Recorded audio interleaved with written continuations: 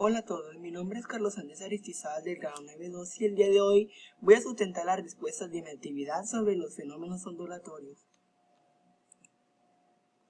La actividad nos dice que teniendo en cuenta lo aprendido en la anterior guía, realiza lo siguiente.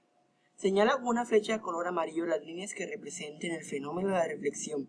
Luego señala con una flecha de color azul las líneas que representen el fenómeno de la refracción. Después señala con una flecha de color rojo las líneas que representen el fenómeno de la difracción y por último señala con una flecha verde las líneas que representen el fenómeno de la interferencia. En la imagen 1 podemos observar cómo de color amarillo las ondas rebotan a través de la superficie o la parte inferior de la que se encuentra el lugar, llegando así hacia la otra persona. De color rojo tenemos la refracción, que al pasar por medio de un extremo del muro que separa a estos dos individuos, esta llega con menor intensidad. Y por último, de color azul, tenemos como vemos el fenómeno de la difracción, que la onda pasa a través del muro sin ningún problema. La imagen 2 vemos como desde un objetivo salen dos ondas de color amarillo representando así la reflexión, ya que a la vez de que chocan ya sea en la parte inferior como en la parte superior. Luego de color rojo tenemos el fenómeno de la refracción, que como vemos al chocar, como dije anteriormente, al chocar con un extremo de una pared, vemos cómo llega con menor frecuencia. Y por último tenemos de color azul el fenómeno de la difracción, como había dicho anteriormente. Esta pasa sin ningún problema la pared, la cual divide los dos objetivos. En la imagen 3 vemos cómo aparece el fenómeno tanto de la difracción como de la interferencia.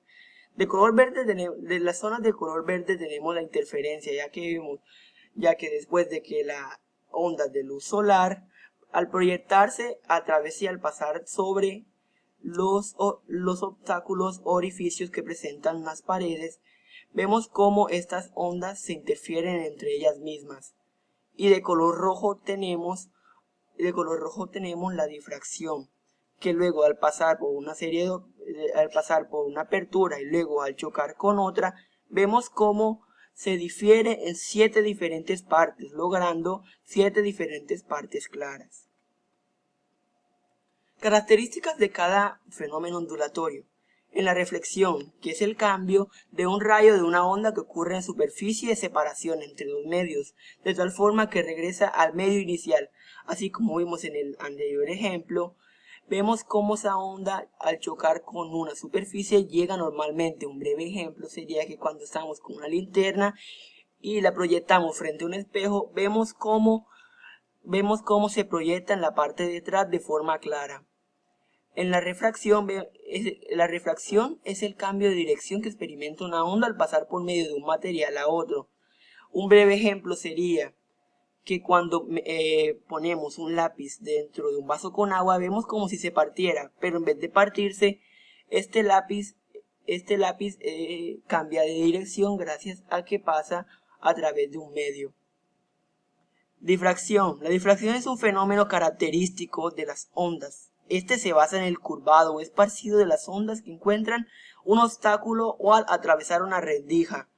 Así como vemos en el ejemplo pasado, vemos cómo la onda de la luz al pasar por una serie de obstáculos, en este caso son paredes, vemos que al atravesar esta pared se reparte en 7 partes diferentes.